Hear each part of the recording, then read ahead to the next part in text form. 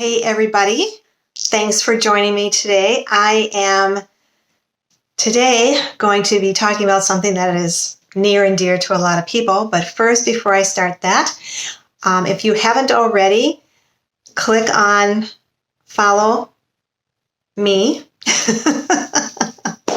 and click the bell so that you get notified when I do post a new video. And I wanted today to talk about coffee. I know many of you are coffee lovers. I am not. So it literally, the smell of black coffee, not flavored coffee, but black coffee literally makes me ill. So I wasn't always that way. In fact, I grew up on a farm and my mother had to have her cup of coffee every morning. And she drank it, with cream and sugar and whatnot. But I was her companion every day. She would go to the truck stop to have her cup of coffee. And it's what helped her every day. So a little bit of history here. So one day when I was in high school, I decided I need to find out what all the hoopla is about coffee. Okay. And so I went into I lived in a small town, southwest Wisconsin. I went into the local restaurant, ordered a cup of black coffee, and since I am not a lover of cream, I didn't get any of that, but I put sugar in it. And I tasted it, and it was like, ugh, not good. Okay, clearly it needs more sugar, right? So I continued to add more sugar, tasted it, more sugar, more sugar, more sugar.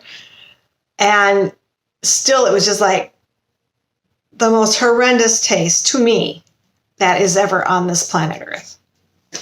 I mean, and now you can imagine with all of the sweetness, the sugar in it, the terrible tasting sweet concoction that this was. So that brings us up to where we are now in the present. So I live with a man. My husband likes his black coffee. Not that he drinks it every day or anything like that, but he does like it once in a while. And it literally, the smell of it as it's brewing in the house. I mean, I have to go someplace else. And it's even worse, if you're in a confined area like a car. And so I discovered this wonderful recipe that not only takes away that smell of the coffee, but it also enhances the coffee, makes it better. Okay? So what am I talking about? Well, it has to do with everything. Albert Einstein said, everything is energy. And it takes you all the way back to high school, basic science.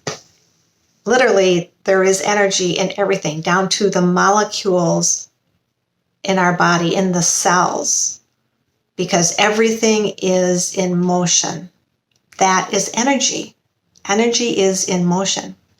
And we can't see energy necessarily. I mean, energy is in EEGs and EKGs and our microwaves and radio waves. We can't see radio waves, but we can see the result of the radio waves. Okay? So that's what's called frequency. Frequency is the measurement of that energy. And everything has a frequency. Doesn't matter what it is. Everything has a frequency. So that includes what we eat. It includes our body. It includes every organ in our body. It includes nature. And it includes a lot of things. So our body is in a natural state of health when that frequency or energy measurement is between 62 and 70 megahertz. And this frequency, though, is in a constant flux or state of change because we have external influencers, things that are constantly affecting it, either for the positive or for the negative. So this can be the food we eat or what we drink. It can be our thoughts. It can be our actions. It can be our emotions. Okay? So anything that has anything with a higher frequency is going to positively impact something with a lesser frequency. That just makes sense. So let's go back to coffee. Let's take coffee, for example. It is considered to be a low quality food. I'm sorry, coffee lovers, but it's a fact. As far as frequency is concerned, it's considered a low quality food. And the caffeine in the coffee actually recreates stress conditions within our bodies. So because it increases the cortisol and the epinephrine levels, and then stress. And when that happens, we're stressful, and then stress decreases frequency. So you don't want stress. Stress is a negative impact on frequency. You want to focus on positive. But just a little bit more about coffee.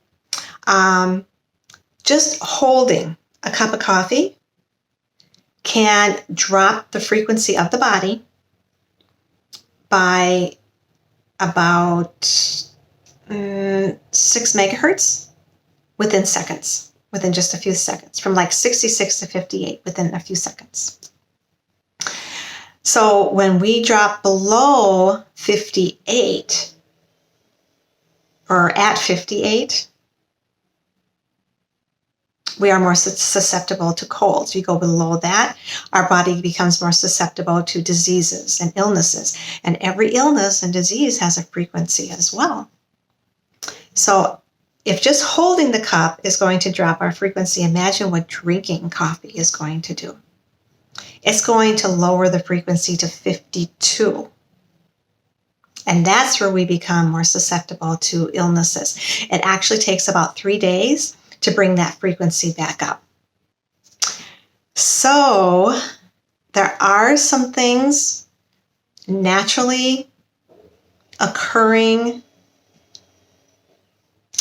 substances that go as high as 580 megahertz.